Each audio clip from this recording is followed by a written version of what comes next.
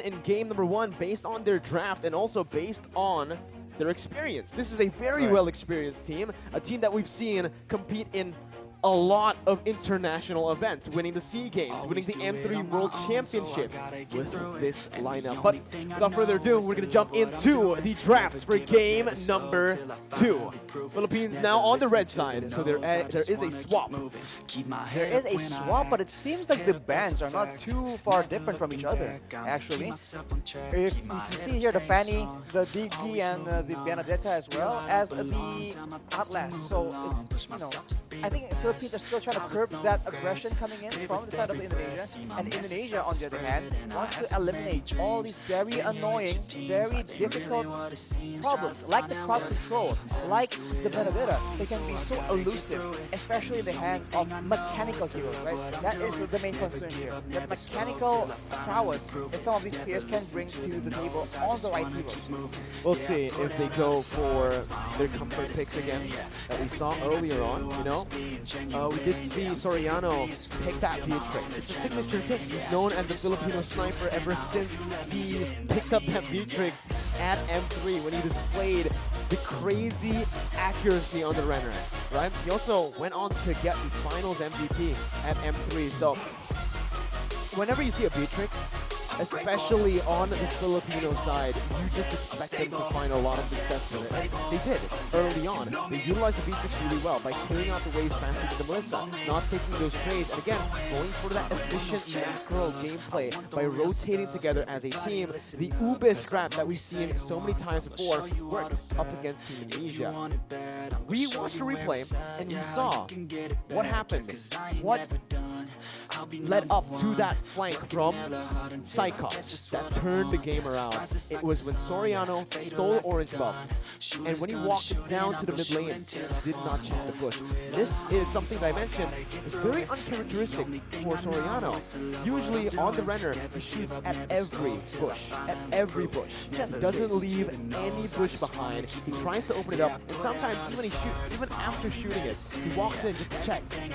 And that's a little mistake. That's the little moment that actually ended up being the reason, the sole reason, I believe, as to how Indonesia were able to come back. Definitely the turning point, right? It only takes one moment for you to lose a game where you've been dominating for about 10 minutes. This is why Mobile Legends is so exciting. The game's pace is insane, and once you lose your tempo, once you lose your advantage, it's a completely different game, and you need to adjust and do things differently from what you've been actually performing for the last 10 minutes. Now we'll have to see. I mean, the Beatrix, man, it's, at this point, you see a Beatrix, it's synonymous with the Filipino sniper almost. It just comes to mind. So this is definitely something that the Philippines will try and use again. And we already mentioned earlier that having such a diverse choice of weapons allows the Beatrix to do different things. Burst people down, clear your waves, right? Poke people from far away, take down turrets from far away as well. So just like that, it has been picked up. And if you look at Indonesia though, the Farsa ban, I think they're trying to curb the range from the Philippines, because that is something that the Philippines absolutely use to their advantage. The kite back and that range advantage to poke down slowly but surely the members from Indonesia. To add on to that, we already know that the Farsa is just a signature pick for Imam in that mid lane, but Indonesia will go for the same pick. You pick up the Beatrix, we'll take the hero that countered that Beatrix, that was able to give the Beatrix so much problems in game number 1. With the Yuzong now picked up, they are going to go for the Iesf as well. And with this Iesf, it does show that they are really trying to stop this Beatrix from being a problem. Soriano on his comfort pick once again. Was already getting countered by 2 heroes, technically, right now. With the right item builds, 2 or 3 balls from the real-world manipulation will be enough to zone away to get the Beatrix low enough that he'll be out of the fight. And to make things worse for him right now, these slows, right? The slows here will allow Cyclops to catch up with anyone from the side of the Philippines that much more decisively. So the utility game is definitely on point on this Iesf pick. agree. And if you think about it, I think it's gonna be very difficult for the Philippines to try and dive in towards the side of Indonesia as well. So the kiting game that the Philippines have been abusing so often has been slightly countered by this utility from Indonesia. It's a very smart option. The Matilda, though, they're still going and opting for the same pick as game number 1. But like we mentioned, Philippines don't really need to change their draft. What they need to change, in our opinion, after the game, after we spoke about it a bit, is how they took that game, how they executed their game plan. Because it came down to that 10-minute moment, that moment where Soriano did not check the bush. That moment gave Indonesia a chance to turn the tide, and this time, Philippines needs to be a bit more disciplined. They need to stick with what works. Don't change the course of action by going for these team fights that are technically, or yeah, literally unnecessary with this team composition. They can disengage really well, they can siege very well, but you can see right now with the Melissa ban, Philippines are already changing just a few things. Are they going to go for the front two backs? Because I was about to say, in the previous game, they made sure Brands was having a difficult time. They made sure that Soriano was the one having a great lane. But due to that action, Psychots was able to actually be relatively impactful in the game, despite a very rough early game as well. So maybe, I was thinking that they might just change their area of focus. But now with the ban towards Brands here, it seems like they are planning on doing the same thing, just better, just cleaner. Well, in game number 1, they banned out the Leslie and the Claude. So that means with the Melissa ban, one of those heroes will be left to open. Leslie and Claude, which are both lethal on the hands of Bronze, right? And looking at how he played the lane, honestly, I do feel like Philippines might want to give Indonesia the Claude, ban the Leslie, right? Because Leslie will create more problems for them, especially if Brands gets to farm as he usually does. He's so good at playing it slow, farming to get those power spikes. And now we're going to have to see what they go for in the bans right now. And Rashi, what do you think it's going to be? Ooh. Valentina has been banned away from Indonesia, by Indonesia actually, so Philippines, they won't have that kind of flexibility available to them. So it's interesting to see what exactly will be the solution, especially for that Iesf. Not a lot of heroes can match that mid-range coming in, that long-range artillery and utility. So they might just go the opposite direction and go for something aggressive, something that can just be a big problem, a big kill pressure, kill threat for that Iesf. On the side of the Philippines, though, they go for that Claude ban instead. So Leslie is the option that they would rather face, Mirko. All right. That's something that I personally don't agree with, right? I expected them to ban the Leslie because in the later stages, this Leslie is going to create more problems for them. Remembering that Philippines already have a taunt, already have some CC, and they already have very good disengage. With the Matilda, the Claude won't really be able to catch up in a lot of these positions, right? But I feel like Philippines are looking at it in another way. They're looking at that Iesf, they're looking at that Divine Judgment from the Kaja and the Furious Dive, obviously with the Petrify from the Yuzong. All these three heroes can lock people down for the Claw to deal so much damage, and this team fight hero is going to fit really well in Indonesia's composition. So Philippines, they're already changing a few things here now, hovering over the Faramis to go to the mid lane into the hands of Imam, and this will definitely help them because the Faramis was also one of the reasons as to why they weren't able to melt the Indonesian members down. Not just melt the Indonesian members down, it's also the reason why they lost that fight where they were able to keep, Indonesia was able to keep Brands alive using that Cult Altar, and of course, off the back of a very great play from Brands himself. But with the Faramis in the picture, the Philippines have a lot more utility when it comes to actually actual survivability. They have a lot of saves, a lot of shielding, and now with the Cult Altar, that extra bit, that second chance at in the middle of a big fight. But for Indonesia, having more control on where the Philippines can maneuver around, that might be a better solution. They have banned away the Lapu-Lapu as well, so the dive potential from Philippines is very, very minimal, and we have to see what exactly will be the choice here, because for the Philippines, it seems to be the same thing. Front to back all the way, abuse range, save our core members, and just like that, the answer from Indonesia, Leslie, and now it's the Akai. Well, now considering that they have these two very vulnerable backline heroes. They need something like the Akai to provide a bit more peel, cover for the team, but Philippines respond with Grok in the jungle for Del Rosario. What? We mentioned that he likes to go for some crazy picks sometimes, like the Valentina, the Guinevere as well in the jungle. Well, he's trying to pull off the Grok in the jungle now here in Iesf. Last time we saw it, it was high. It was high, and this is a very interesting situation here because earlier in the game number Use the caster curse to get the most value out of this incredible series of Indonesia versus Philippines once again as we jump into the land of dawn with Taz starting on the orange buff and Del Rosario doing the same on the opposite side. slow start for both these junglers. They are tankier junglers essentially, so they are going to be playing a lot more for utility, but I guess Taz on the Akai can be a lot more aggressive. And just like that, you can see that the Philippines, they really enjoy using Villaluna to get a lot of information and just be a big nuisance. And you can see the response coming in from the Indonesian players. The Philippines already dictating what the movements are going to be. Both teams, again, just fighting for that mid control that is so prio, so necessary now in this current meta.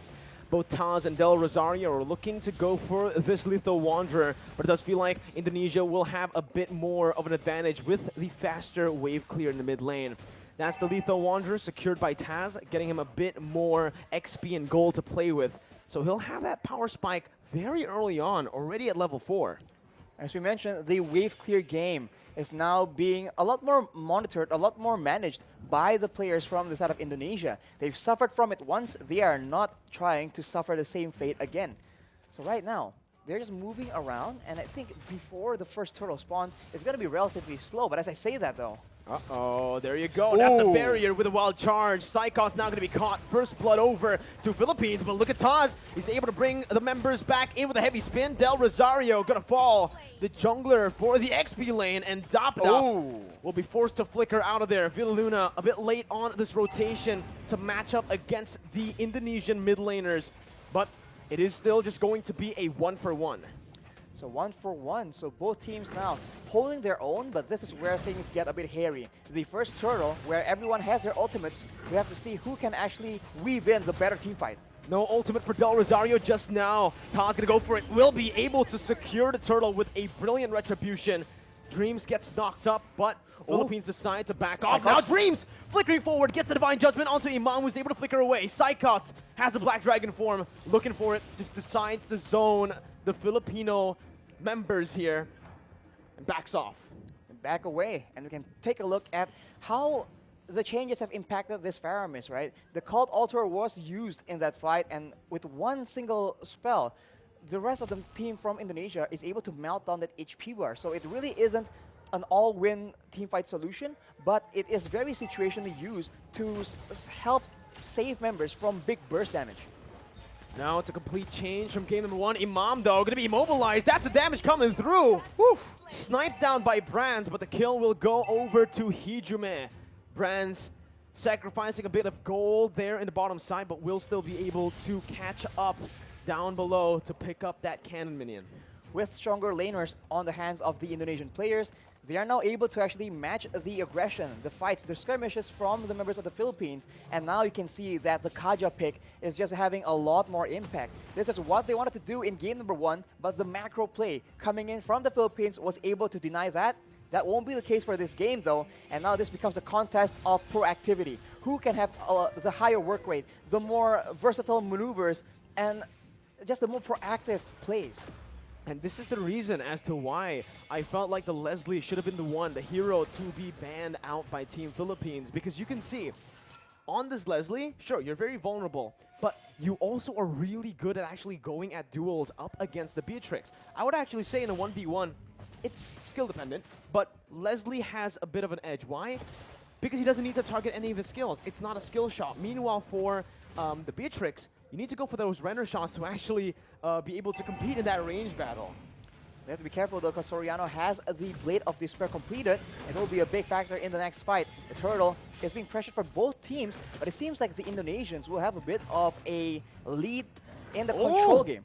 Divine Judgment and the Petrify. Imam gonna be able to pop the Cult Altar. Taz against 3 members, still able to secure the turtle. Right now, Psychot jumps in with the Black Dragon form, zoning the backline away. Dapadap gonna be pinned down onto the wall with the heavy spin, and that's Hijume who picks up the killing spree.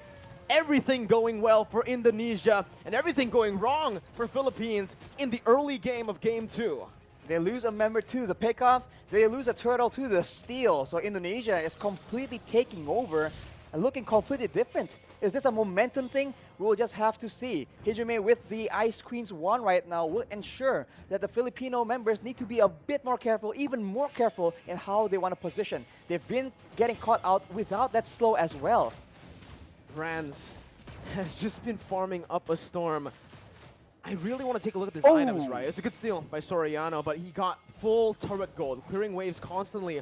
He should have more gold than Soriano here with the assist that he got as well. But here in the mid lane, the bottom side river, Del Rosario going to be chained up again, and that's the pin down with a heavy spin. Del Rosario going to fall for the 2nd time in this game. Dreams with another Divine Judgment over to Imam, as that's the Nibiru's Passion dealing no damage over to Taz, who jumps in again. Soriano zoned away, but the damage coming from Brands, shooting him down. Dapadap finally rotating towards that bottom side, but it's a bit too late once again. Team Philippines falling more and more behind as we go and progress into the game.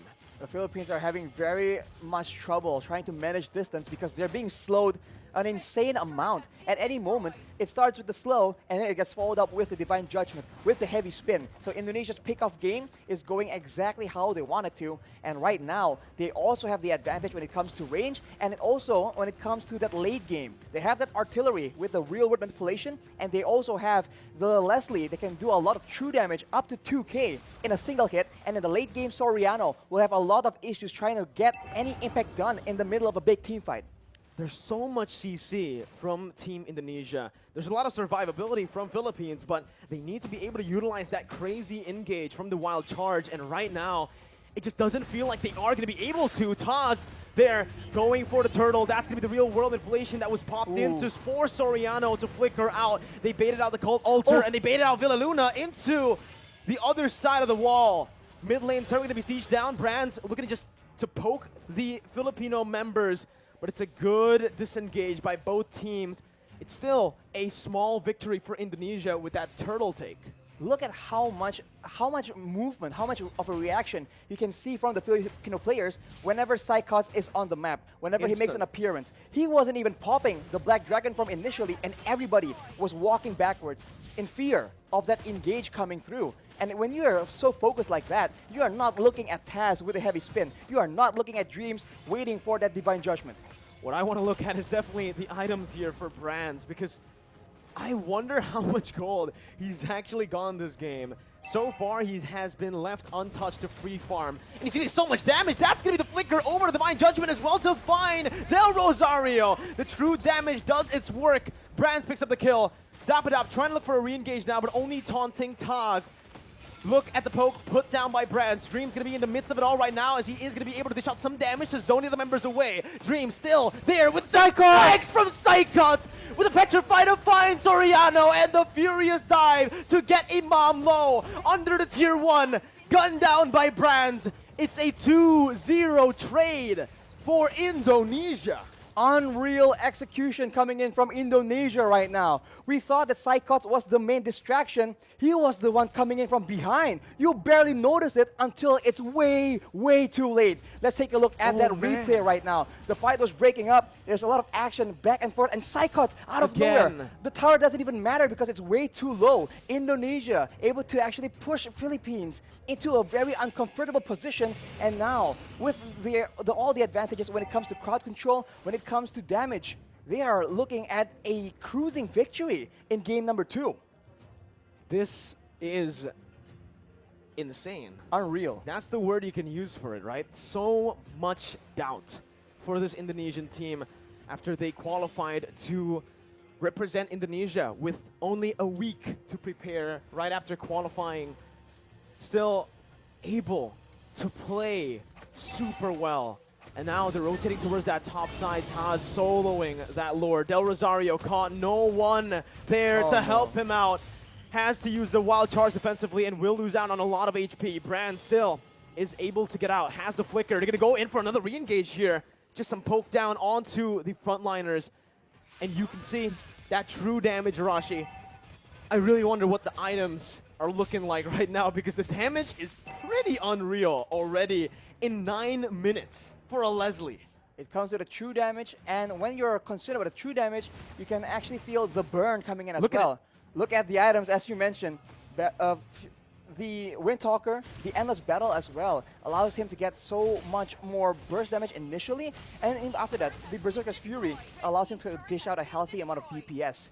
On the other hand, you can see the Iesf, right? Hijumi with the Glowing Wand. All these tanky members are taking percentage HP damage whenever he's dishing out these spells, and they are absolutely spammable. And the Siege game is dangerous. Luna going to be caught in that real-world manipulation. Imam as well, zoned away.